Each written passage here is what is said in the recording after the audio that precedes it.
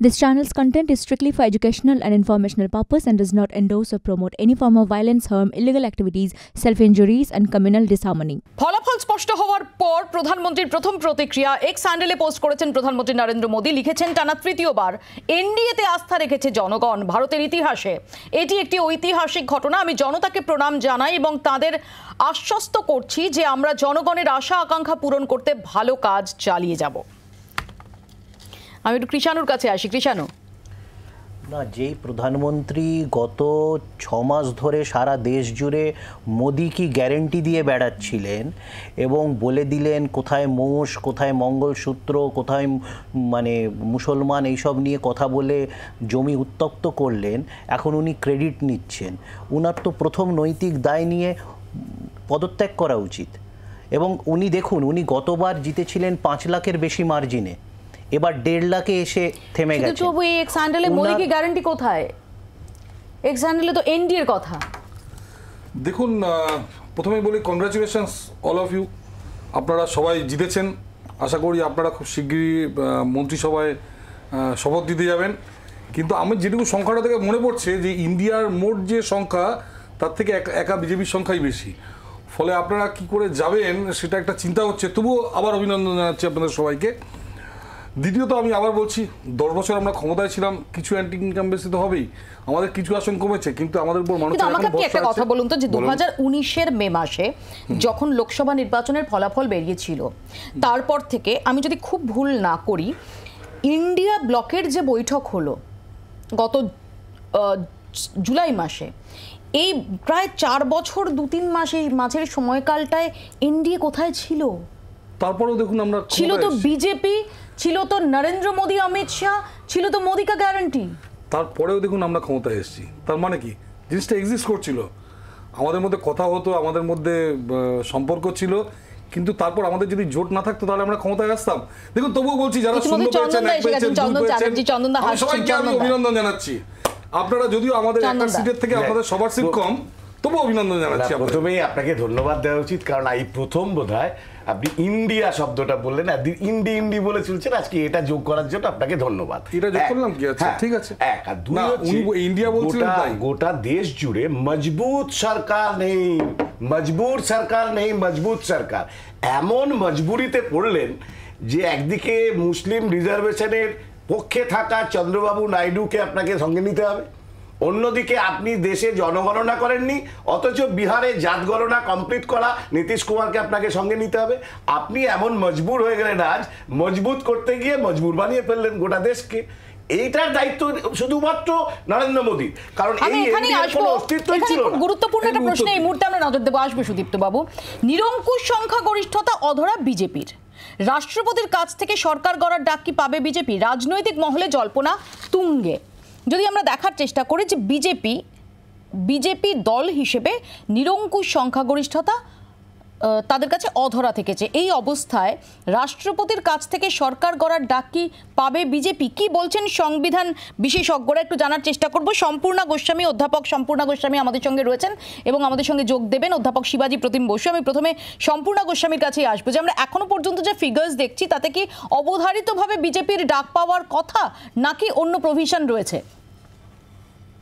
দেখুন, আমাদের constitutional commission যা বলে সেটা হচ্ছে, কোনো একটা পার্টি যদি অ্যাবসলিউট মেজরিটি না পায়, অর্থাৎ 273 যেটাকে আমরা ম্যাজিক ফিগার বলে থাকি, সেক্ষেত্রে তাকে কোয়ালিশনে যেতে হয়। অর্থাৎ সেই পার্টির যারা অ্যালাইড পার্টি আছে তাদের সঙ্গে একটা কোয়ালিশন ফর্ম করতে হয়, এবং সেই কোয়ালিশনে যদি যাকে লিডার হিসাবে সেই কোয়ালিশন চিহ্নিত করবে তাকে কিন্তু প্রেসিডেন্ট অ্যাপয়েন্টমেন্ট দেবে অ্যাজ আ প্রাইম মিনিস্টার। এবং এই জায়গাতে কিন্তু বিজেপির কাছে একটা বড় চ্যালেঞ্জ থাকবে আমার ধারণা। তার কারণ বিজেপি, যেটা আমরা গত লোকসভায় দেখেছিলাম, যে বিজেপি এককভাবে কিন্তু 300 পার করেছিল আসন। এখানে কিন্তু বিজেপির যদি আমরা ফলাফল দেখি, সেটা কিন্তু যথেষ্ট চিন্তার বিষয়, এবং বিজেপিকে এবারে এনডিএর ওপর অনেকটাই ভরসা করতে হবে।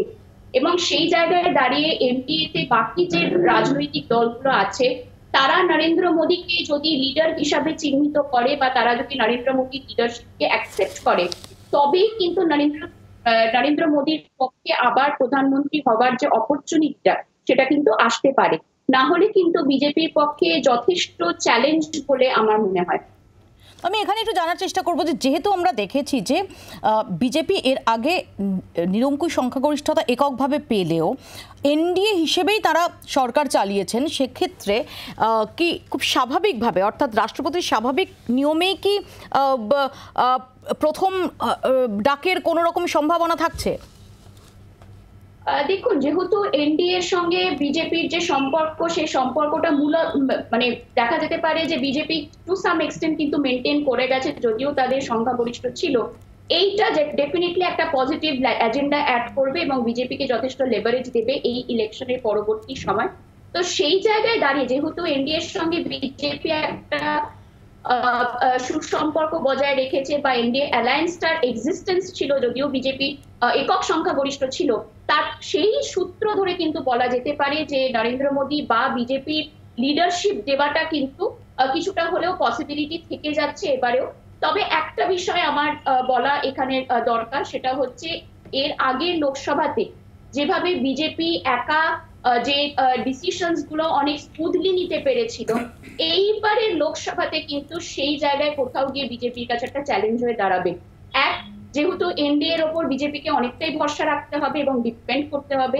সেকেন্ডলি, অপোজিশন কিন্তু অনেকটাই স্ট্রং, কাজে যেই সংখ্যাগরিষ্ঠ হওয়ার কারণে যেই ডিসিশনস গুলো বিজেপি অনেক ফাস্ট এবং অনেক স্মুথলি নিতে পেরেছে, সেই জায়গাটা কিন্তু একটা চ্যালেঞ্জের মুখে পড়তে হবে বিজেপি গভর্নমেন্টকে বা টু আ লার্জ এক্সটেন্ট আমি বলবো এনডিএ গভর্নমেন্ট।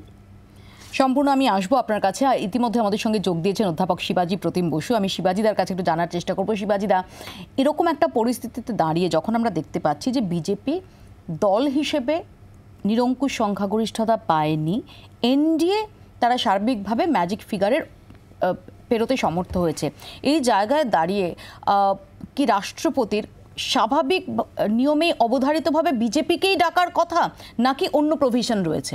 কি হতে পারে?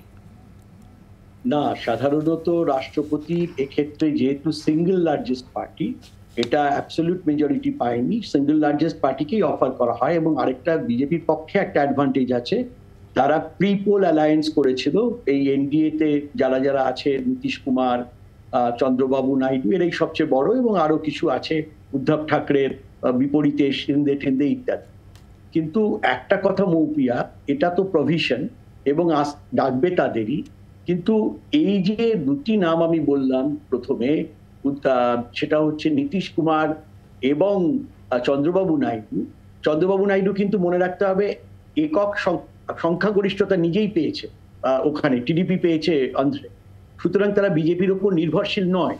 তাদের মধ্যে অনেকের মধ্যেই কিছু এই যে মুসলিমদের রিজার্ভেশন দেওয়ার ক্ষেত্রে বা অন্যান্য ক্ষেত্রে যথেষ্ট বিজেপির বিপরীত মেরুতে তারা অনেক জায়গায় অবস্থান করে। প্লাস এদের দুজনেরই, নীতিশ কুমারের একটি ডাকনাম আছে বিহারে, সেটা বলা হয় পাল্টু কুমার। তিনি ডিগবাজি খান মাঝে মাঝে, একটি মুখ্যমন্ত্রিত্বের মেয়াদকালে তিনি এতবার ডিগবাজি খেলেন। তিনি আবার ডিগবাজি খাবেন কিনা এবং শোনা যাচ্ছে ভেতরে ভেতরে তার সঙ্গে আরেকটা একটা ট্র্যাক টু একটা ডিপ্লোমেসির মতো একটা দৌত্য চলছে। ইতিমধ্যে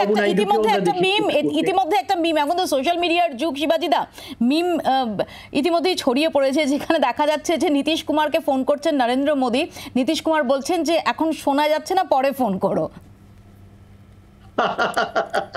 এটা তো হতেই পারে, কারণ হচ্ছে এখানে কিন্তু আমি যেটা বললাম, সম্পূর্ণ যেটা বললেন সেটাও হতে পারে, কিন্তু অর্থাৎ কিনা তাদের উপর তো নির্ভর করতে হবেই। সেখানেও নেগোশিয়েট হতে পারে যে আমি কি deputy chief minister, prime minister কেউ বলতে পারেন যে আমাকে ডেপুটি প্রাইম মিনিস্টার অন্তত করতে হবে। কিন্তু এখানেই প্রশ্ন যে জায়গাটায় অটল বিহারী বাজপেয়ীজির যে একটা সবাইকে নিয়ে চলার যে একটা অভ্যাস ছিল দীর্ঘদিনের, তার মধ্যে সেইটা ছিল। নরেন্দ্র মোদী কিন্তু টেম্পারামেন্টালি আলাদা মানুষ। তিনি গুজরাটে একক ভাবে শাসন চালিয়েছেন 2014 এবং বিশেষ করে 2019 এসে তার মতো করে তিনি সম্পূর্ণত চালিয়েছেন। তিনি এবং অমিত শাহ, জেপি নাড্ডা ছিলেন তার সহযোগী, কিন্তু বাকিটা তারাই চালিয়েছেন। এই জায়গাটা কি তিনি আজকে এইখানে কম্প্রোমাইজ করতে পারবেন অনেকের সঙ্গে? তিনি কি একজন ডেপুটি প্রাইম মিনিস্টার বা নানাভাবে যিনি যারা নানাভাবে কোট অ্যান্ড কোট ব্ল্যাকমেইল করতে পারেন, এইরকম সঙ্গীদের দ্বারা কি তিনি চলবেন? কতটা চলতে পারার অ্যাকিউমেন্ট তার আছে?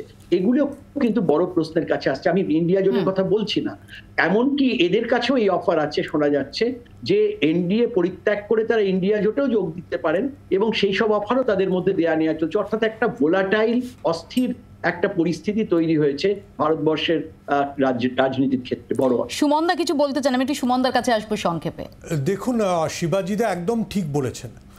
রাষ্ট্রপতির কোনো অপশান নেই নরেন্দ্র মোদীকে ডাকা ছাড়া, কারণ NDA is a pre-poll alliance. ফলে তাকে নরেন্দ্র মোদীকে ডাকতেই হবে, শুধুমাত্র বৃহত্তর দলের নেতা হিসেবে নয়, তিনি বৃহত্তম গোষ্ঠীকে নেতৃত্ব দিচ্ছেন বলে। কিন্তু পরের যে ধাপটা বলেছেন সেটাও সমান গুরুত্বপূর্ণ, অর্থাৎ চন্দ্রবাবু নাইডু এবং নীতিশ কুমার দুজনেরই রাজনীতিতে ডিগবাজি খাওয়ার পুরনো রোগ আছে।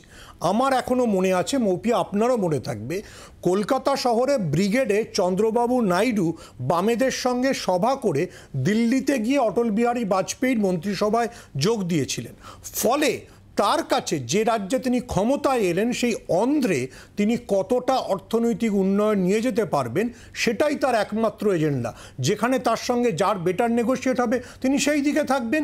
এই সরকার, মানে এতদিন বিজেপি যেটা দাবি করত যে আমরা একটা ভীষণ স্টেবল সরকার দিচ্ছি এবং যে সরকারের কোনো অনিশ্চয়তা নেই, যে সরকার কাউকে পাত্তা দেয় না, ওই সবগুলো এবার ভুলে যেতে হবে। ইউপিএ ট্যুর পলিসি প্যারালিসিস প্রসঙ্গ বারবার টেনে এনে সশক্ত এবং স্থিতিশীল সরকারের যে বড়াইটা করত, একদম সেটা ভুলে যেতে হবে। এবং আপনাকে মাথায় রাখতে হবে, চন্দ্রবাবু নাইডু কালকে দাবি করবেন যে জগন রেড্ডিকে জেলে ভরো ইডি সিবিআইতে, সেটা করা রিস্কি হয়ে যাবে বিজেপির পক্ষে, কারণ জগনের কাছেও 5টা এমপি আছে। কাল চন্দ্রবাবু নাইডু বলবেন যে আমার রাজ্যকে স্পেশাল স্ট্যাটাস দাও, যেই উনি অন্ধ্রকে স্পেশাল স্ট্যাটাস বা বিরাট অর্থনীতির প্যাকেজ দিতে চাইবে, তখন অন্য বিজেপি শাসিত রাজ্যগুলো মধ্যপ্রদেশ, রাজস্থান কি বলবে? ইতিমধ্যেই রাজস্থানে অলরেডি কংগ্রেস 11টা লোকসভা আসন জিতেছে। ফলে রাজস্থানের সরকার তো চাইবে সেখানে বেশি অর্থনৈতিক প্যাকেজ।